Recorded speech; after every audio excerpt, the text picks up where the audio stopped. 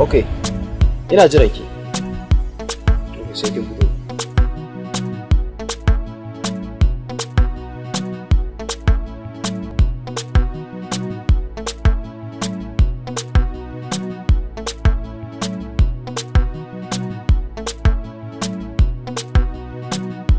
Salma.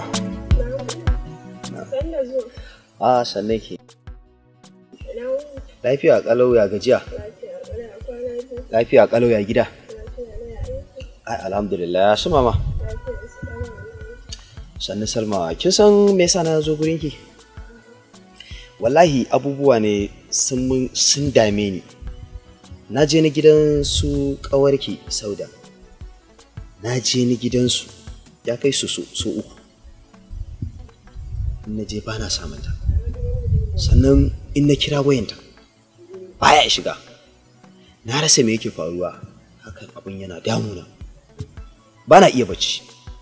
Wannan dalilin yasa na yi tunanin cewa gwara in zo gurinki, saboda ƙawarta ciki kuma anytime kuna tare.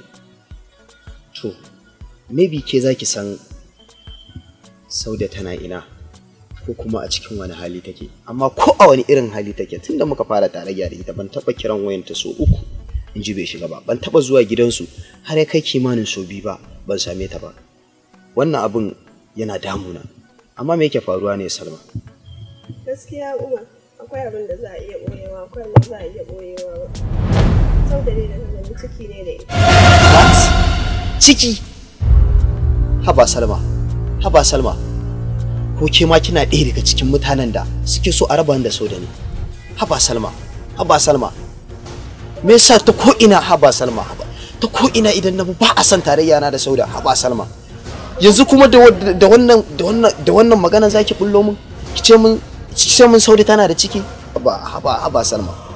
Dan Allah dan Annabi in duniya za su taru ba sa san tarayya na da Sauda. Bai kamata a ce Salma ke kin ki tarayya na da Sauda ba.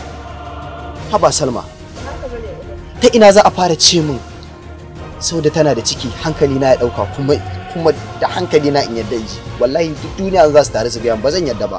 Haba. Ya hakuri Umar, ka kwantar da hankalinka. Sauda ta je gidan ƙawar mu Khadija, ƙanin mijinta, ya ba ta magani a cikin lemon tashi.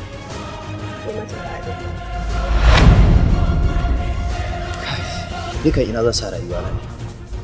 Me nake jin zan ɗauka a duniya? Gaskiya Salma, wannan abu ya kamata kuma na haɗu da ita.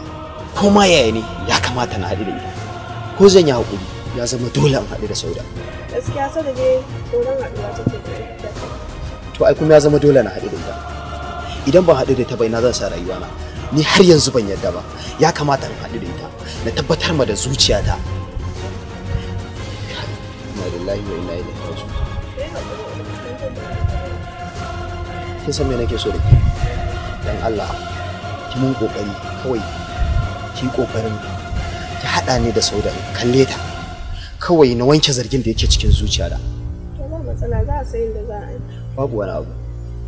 Ki shiga gida, amma ya zama dole ka Sauda. Ko iyaye. Ya zama dole wallahi ka Sauda.